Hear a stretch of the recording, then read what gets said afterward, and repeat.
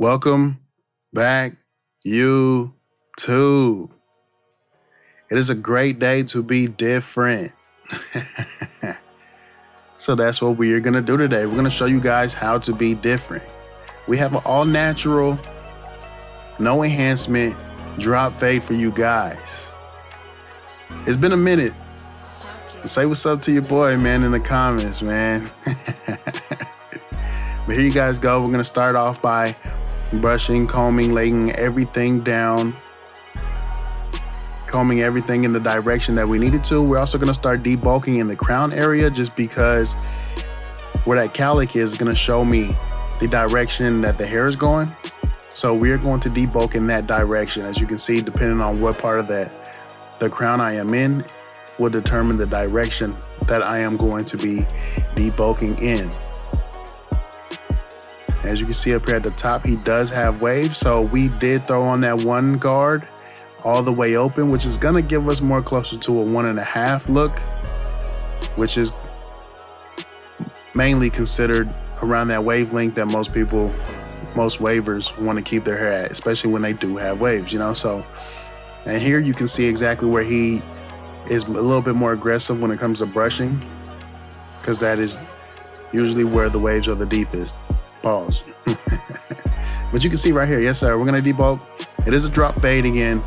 We are not gonna debulk the entire head just because we know that we are going to be balding out at the bottom. So I think that's very important when it comes to being professional as time management, especially when you're on a schedule like I am.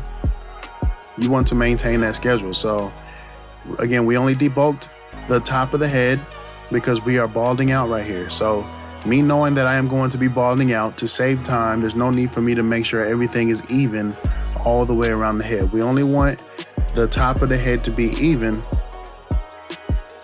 So whenever I bald out, we don't have to go over that spot more than once, okay? If that makes sense. Hopefully it does. If it doesn't, let me know in the comments. Maybe I can go into more detail about that later, but again, it is a drop fade, so we are contouring the bald, our initial guideline, in the shape of a drop fade. As you can see right here, we're balding out, and it's already creating that drop fade look. Same thing with my debulking. As you can see, I debulked in the contour shape that I wanted the haircut to be. So after we bald out, we're gonna move on to the next step, no guard all the way open. And we're gonna go up about 1 inch, still maintaining that drop look, that contour shape. I'm just gonna knock all that out, make sure it's even. If you have to go over certain spots more than once, highly recommend. The neater, the better. Then we're gonna move on to the next step. We're gonna go to the 1 guard second notch, as you saw right there, and we're gonna go up about another inch. Again, we did use a 1 guard on the top to debulk, so we should not have to go any higher than a 1 guard. Which I'm gonna show you guys this in this video as well. So we're gonna maintain that guideline, maintain that contour shape. 1 guard second notch, we're gonna go about another inch. Create our 3rd guideline. And as you can see right there, it's pretty much gonna blend right into each other. Again, we debulked with a 1, so we should not have to go any higher than a 1 guard. So we're gonna switch over to the 1 guard all the way open, and we are going to start our feathering process. This is part of the detailing process. Very important part. Using your corners, tilting the clipper, attacking only the dark spots. Again, we used that 1 guard to debulk, so we didn't have to go any higher than that 1, and it blends right into the 1 that we debulked with. Then we're gonna drop down to that 1/2 guard. We're gonna start off closed, attacking that no guard all the way open line, working our way up. The higher you go, the more you want to open your lever. As you can see down there represented at the bottom right, close, midway, all the way open. And especially like in Babyless clippers, they have the notches. So if you have to go up using the notch system, highly recommend. We're gonna drop down to the no guard. We're gonna start off closed, work our way up midway, then eventually all the way open. As you can see, everything blends right into each other. following your steps, following your techniques. We are still feathering as well. We are attacking darker spots. Most of the detail process, as soon as that feather popped up down there at the bottom right, that is the beginning of our detail stage. And most of the detail process, you're not even using your entire blade. You're only using depending on what angle you are attacking at, either your right side of the blade or your left side of the blade. Very important. The detail process brings everything together, in my opinion. And this is the very most important part to me because it definitely makes or breaks on how well your fade is. So I'm not gonna talk too much more. Here you guys go. I'm gonna let you have the back and the side, and we will be back for the lineup process.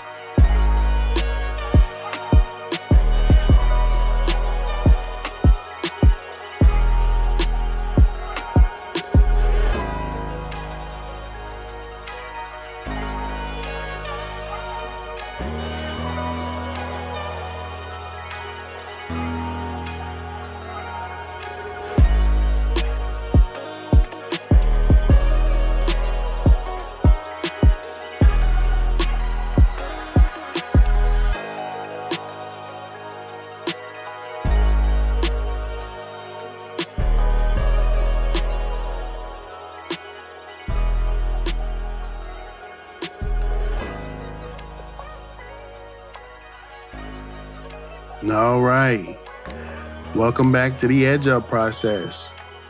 As you can see, we're gonna brush it first, and then we're going to actually debulk just a little bit more. The edge up was a little bit more heavier than I wanted it to be, especially as you can see right here, where his corners are and where the center of his lineup is. So we wanted to debulk that so that way also the density would match the rest of the lineup. But we're gonna start right in the middle, and we're gonna walk it to the left side at the highest point. As you guys saw where I used the comb to reference the middle and both sides. So we're gonna start where the middle is, walk it to the left. Once we get the left how we want it, we're gonna do the same thing to the right. We're gonna start back in the middle, walk it to the right. It may not be perfect the first couple times, but then as you can see, we're just gonna keep walking it back and forth to make sure that it is straight.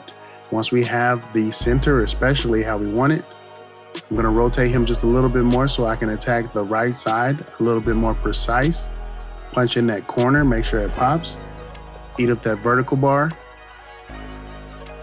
As you can see right there, his corners and his vertical bar is definitely a lot lighter than the rest of his edge up. So we're gonna slap some pencil on it for some contour. We're gonna do the same thing on the other side. We're gonna make sure we attack that corner, make it pop. Attack that vertical bar. Slap some pencil on it for some contour. Yes, sir. And right here, I just use a Q-tip to make sure that the vertical bars are even, especially with the pencil. Then we're gonna slap some hot sauce on it. The hot sauce is gonna allow me to push that pencil over to give it that razor blade effect. As you can see right there, it's gonna scrape that pencil over to the edge to create that razor blade effect. This is very important for those barbers who are not comfortable with a razor yet, or just don't have the tools, or just don't wanna use a razor. As you can see, we're gonna do the same thing on the other side. Slap some hot sauce on it. It's gonna wetten up that pencil just a little bit to be able to scrape it across the forehead and thin it out to make it look like that ash mark that razor blade would give, in my opinion. We're gonna use some shears, clean off any frizzes, just a little bit of detail work. Every angle matters. Yes, sir. Yes, sir. Detailing. Then we're gonna hand him the mirror. We're gonna get the nod of approval. And you guys remember what he came in looking like. Yes, sir. You guys remember. But what did he come to do, though? He came to be different. Yes, sir. All natural. No enhancements. You guys let me know what you think, man. Don't forget to like, share, subscribe, comment. Do whatever you guys got to do to keep me on your timeline, man. It is Kriispy, and that is Kriispy. We out of here. Peace.